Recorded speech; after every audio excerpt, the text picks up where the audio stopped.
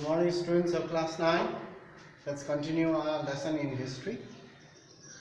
I hope you are staying safe and doing your regular studies at home.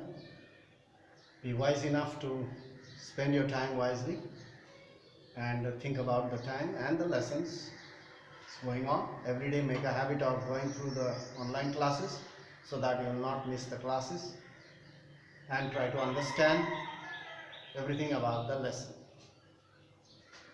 So now we are talking about pastoralists in the modern world. We are doing that lesson and we have reached 1.2, pastoralists in the desert region of India.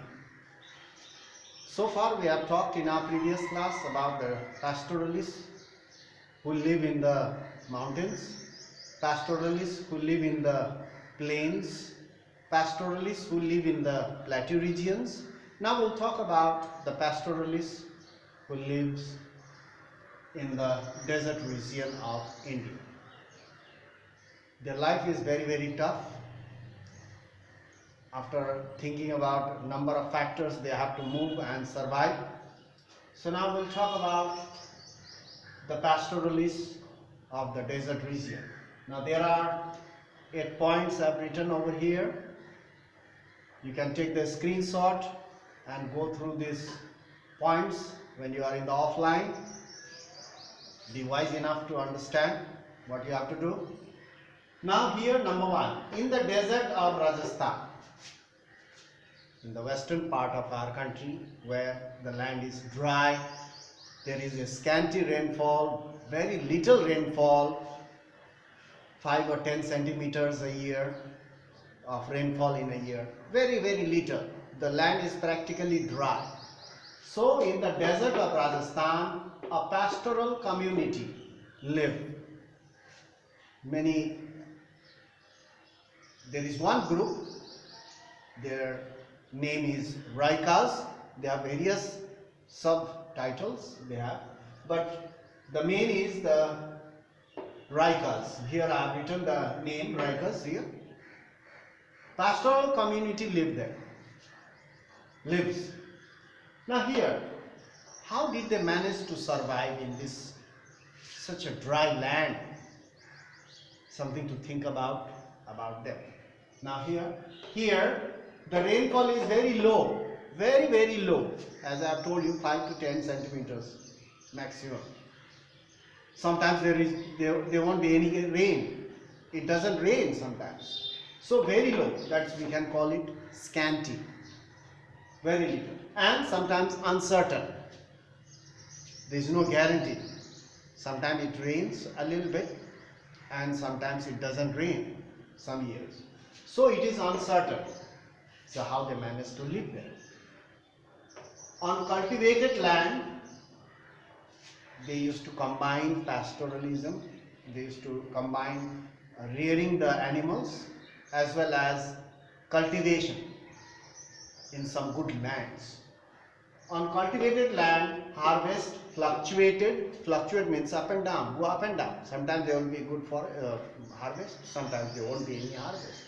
So the harvest fluctuated every year because sometimes it rains a little more, sometimes a little less, sometimes no rain. So the harvest fluctuated.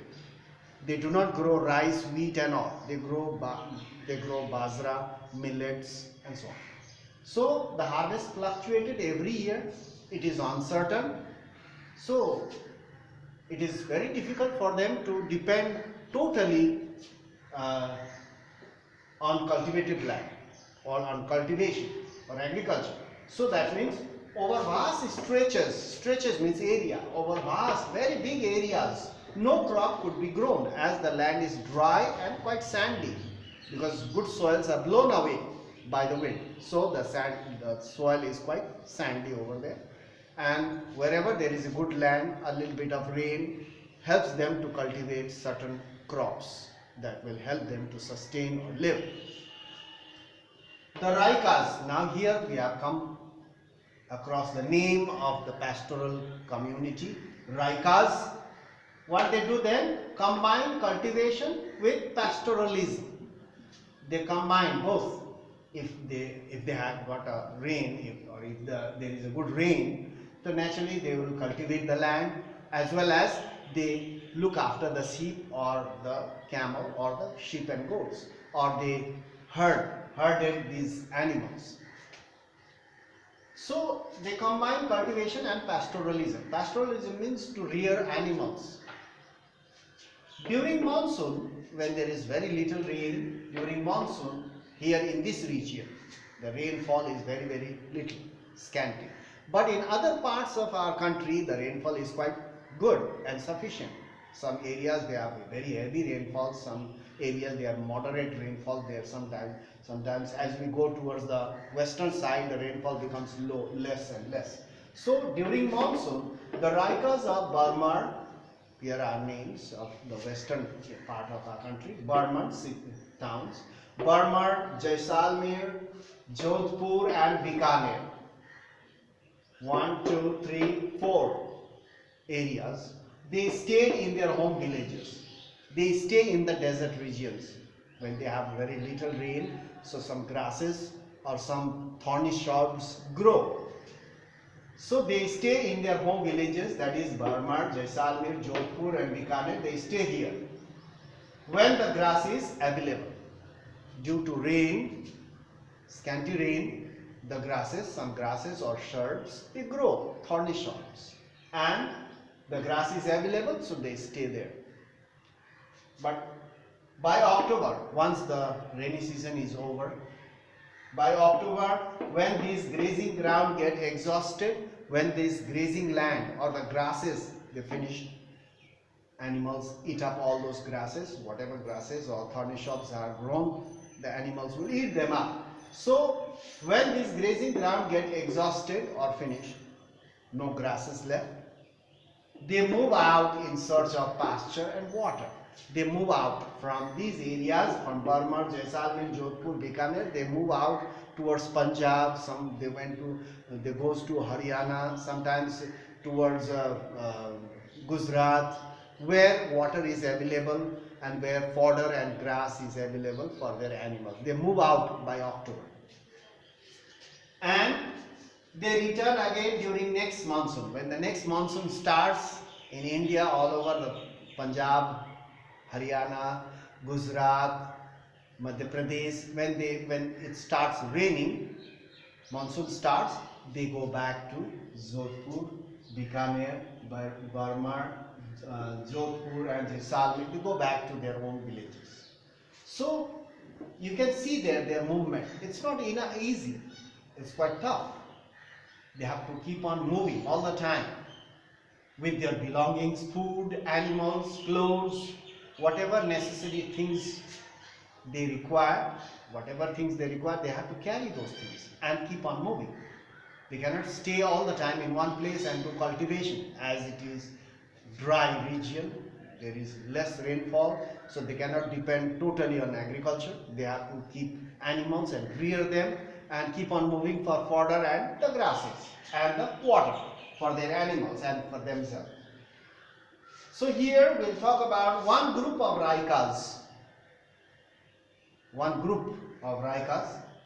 known as Maru, M-A-R-U, Maru, that is their local name, that is Maru means the desert. Maru, that is a desert, herded camels. Not all Raikas they herd camel.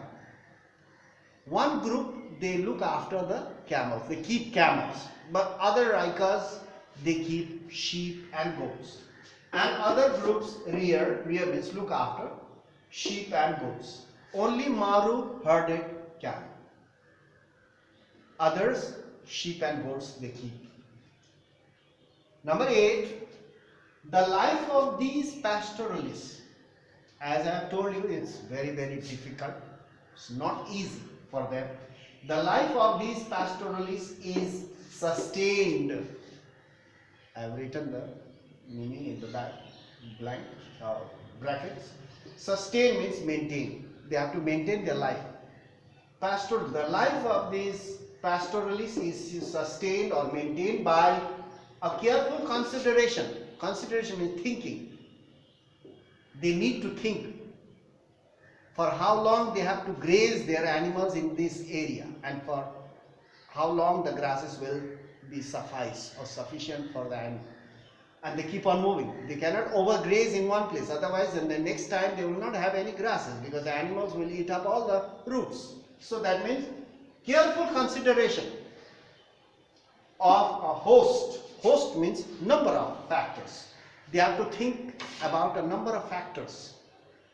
The places, the distance, the areas, in which area they have to graze their animals, and for how long, where they can find the water for their animals, where they can find good pasture land. So after consideration of a number of factors, they keep on maintaining, or they keep on moving or maintaining their life. So you can see that the life of these pastoralists is sustained or maintained by careful consideration of a host of factors. So that means it's very, very difficult.